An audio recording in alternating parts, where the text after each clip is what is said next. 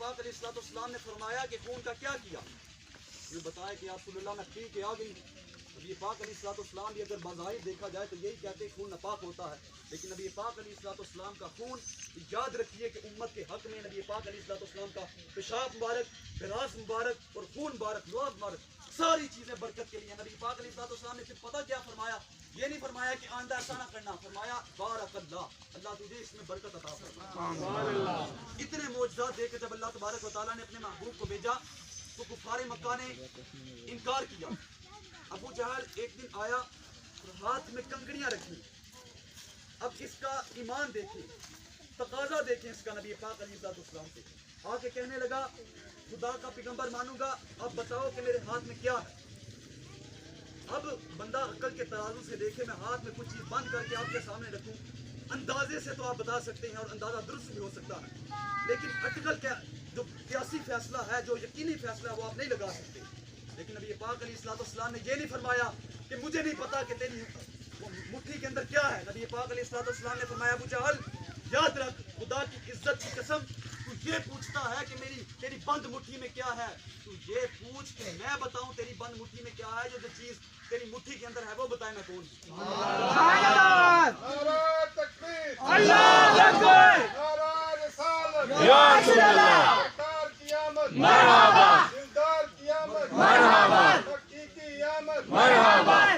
پھر ان بند مٹھی کے اندر کنکڑیوں نے کلمہ پڑھ کے کہا کہ اشہد ان لا الہ الا اللہ واشہد ان محمدا عبدہ ورسولہ. اے ابو جہل تم مانتا یا نہ مان، خدا کی عزت کی قسم اللہ تبارک و تعالیٰ نے ان کو سچا محبوب بنا کر بھیجا. اتنے کمالات اللہ تبارک و تعالیٰ نے نبی پاک علیہ السلام کو دیے. علماء کرام لکھتے ہیں جو ساری زمین ہے بڑی قابل توجہ بات ہے. ہم نبی پاک علیہ السلام کی ثنا بیان کرتے ہیں، نعتیں پڑھتے ہیں، نبی پاک علیہ السلام کے کمالات کا ذکر کرتے ہیں. کوئی بندہ دنیا کے اندر یہ دعویٰ نہیں کر سکتا کہ میں نے نبی پاک علیہ السلام کی ثنا، نبی پاک علیہ السلام کی تعریف کا حق ادا کر دیا. کوئی یہ دعویٰ نہیں کر سکتا. جنہوں نے ساری زندگی نبی پاک علیہ السلام کی شانیں بیان کی، وہ آخر میں یہی کہہ کے اٹھے احسن من کلام ترقت عینی واجمل من کلام تلید النساء. یا رسول اللہ آپ کے جیسا سونا میری آنکھ میں دیکھیں گے، اور دیکھتے بھی کیسے کہ ایسا سونا کسی ماں نے جنا ہی نہیں. کوئی بندہ یہ دعویٰ نہیں کر سکتا کہ میں نے نبی پاک علیہ السلام کی جو شان ہے اس کا حق ادا کر دیا. علماء کرام لکھتے ہیں کہ یہ ساری زمین ورق بن جائیں، صفحے بن جائیں، کاغذ بن جائیں، یہ سارے درخت قلم بن جائیں، یہ سارے سمندروں کا پانی سیاہی بن جائیں، اور کوئی بندہ بیٹھ کے نبی پاک علیہ السلام کی شانوں کو لکھنے بیٹھے، نبی پاک علیہ السلام کی شانوں کو بیان کرنے بیٹھے، یہ سارے درخت ختم ہو سکتے ہیں، یہ زمین ختم ہو سکتی ہے، یہ سارے سمندروں کا پانی ختم ہو سکتا ہے، لیکن نبی پاک علیہ السلام کی شانیں ختم نہیں ہو سکتی. اتنی شان اللہ تبارک و تعالیٰ نے آپ کو دے کر بھیجا، اتنے کمالات آپ کو دے کر بھیجا، اتنی صفتیں اللہ تبارک و تعالیٰ نے آپ کو دے کر بھیجا، اور پھر سب سے آخر میں نبی پاک علیہ السلام کو بھیجا. لیکن اس کا یہ مطلب نہیں کہ نبی پاک علیہ السلام سب سے آخر میں آئے تو سب سے آخر میں ان کی تکلیف ہوئی. یہ ہرگز اس کا یہ مطلب نہیں، بلکہ نبی پاک علیہ السلام سے جبرائیل امین علیہ السلام نے اللہ تبارک تعالیٰ کے محبوب نے پوچھا کہ جبرائیل تیری عمر کتنی ہے؟ تو حضرت آدم علیہ السلام کی طرف بھی وحی لے کے آیا، ابراہیم کی طرف بھی وحی لے کے آیا، موسیٰ کی طرف بھی وحی لے کے آیا، تیری عمر کتنی ہے؟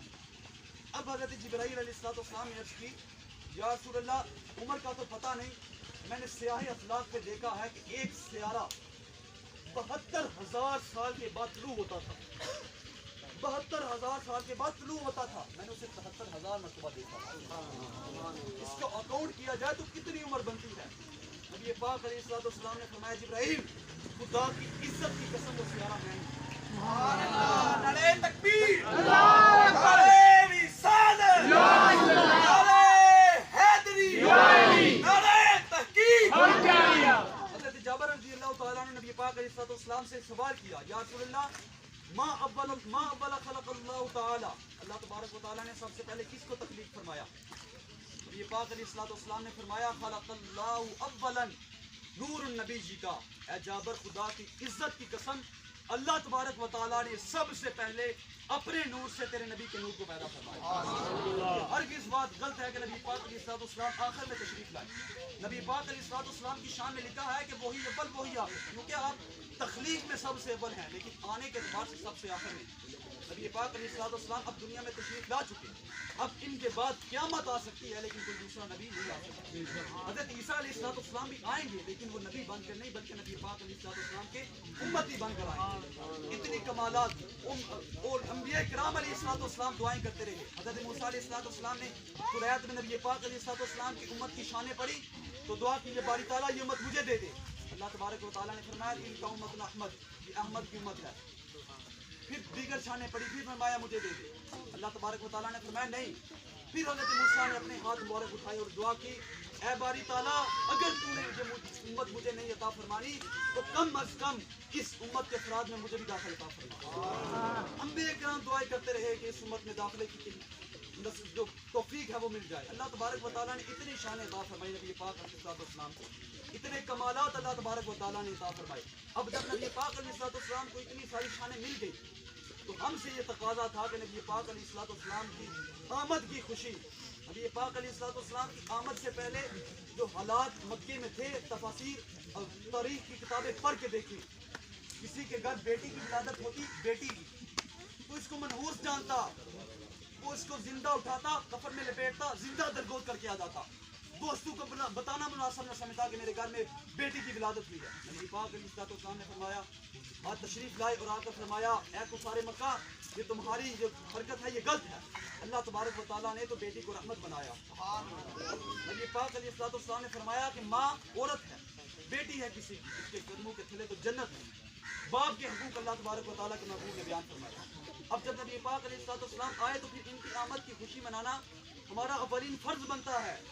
حضرت عبد الواحد بن اسماعیل علیہ رحمٰن نے حلیۃ الاولیاء میں ایک ایسا واقعہ لکھا کہ عقلیں حیران رہ جاتی ہیں.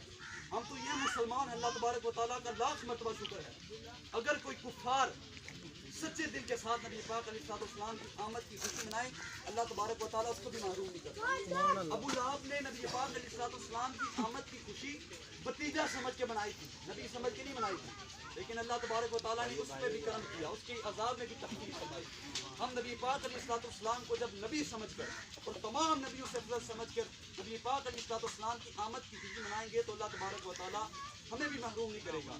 عبد الواحد اسماعیل فرماتے ہیں مصر کے اندر ایک عاشق رسول بڑی دھوم دھام کے ساتھ ہر سال میلاد مناتا تھا. اب اس کے پڑوس کے اندر اس کے ہمسائیگی کے اندر ایک یہودی اور ایک یہودر رہا کرتے تھے. اب جب 12ویں تاریخ آتی 12 ربیع الاول آتی وہ بڑا چراغا کرتے، لائٹیں لگاتے، جھنڈے لگاتے، لنگر کا اہتمام کرتے. اس یہودن عورت نے اپنے شوہر سے پوچھا کہ مسلمان اس مہینے میں کیا کرتے ہیں. اب یہودن عورت نے جب پوچھا تو اس نے شخص نے جواب دیا جو یہودی تھا. اس نے کہا کہ اس مہینے کے اندر مسلمانوں کے نبی کی ولادت کا دن ہے، اس کی خوشی مناتے ہیں. یہودن نے کہا کہ ان کا بڑا پیارا طریقہ ہے، بڑا اچھا طریقہ ہے، نبی پاک علیہ السلام کی آمد کی خوشی مناتے ہیں. یعنی اس یہودن کو بھی سمجھ آ گئی کہ نبی کی آمد کی خوشی منانی چاہیے. جب اس یہودن نے یہ کہا کہ اس مسلمانوں کا طریقہ بڑا اچھا ہے، میلاد کی خوشیاں مناتے ہیں، رات کو یہودی بھی سویا اور یہودن بھی سوئی. خواب کے اندر ان کی قسمت جگائی جب یہ پاک علیہ السلام تشریف لائے. اب یہودن نے پوچھا، یہودن چونکہ کلمہ نہیں پڑھتی تھی یہ پہچان نہ سکی. انہوں نے پوچھا، یہودن نے پوچھا کہ یہ کون ہے. مسلمانوں نے بتایا کہ یہ ہمارے نبی ہیں. خواب کے اندر یہودن نے پوچھا یہ یہاں کیوں آئے ہیں. ان مسلمانوں نے جواب دیا کہ جو آپ کے ہمسائے کے اندر عاشقان مصطفیٰ رہتے ہیں جو ہر سال نبی پاک علیہ السلام کا میلاد مناتے ہیں، یہ ان کے میلاد کی آمد کی خوشی میں تشریف لائے ہیں، ان پر کرم نوازیاں کرنے کے لیے تشریف لائے ہیں. جب یہودن نے یہ سنا تو کہنے لگی کیا آپ کے نبی میری بات سنیں گے. مسلمانوں نے کہا سنیں گے، یہ عالمین کے لیے رحمت مان کے آئے ہیں. جب انہوں نے کہا کہ نبی پاک علیہ السلام کو یہودن نے آواز دی، نبی پاک علیہ السلام نے آواز پر لبیک کہا.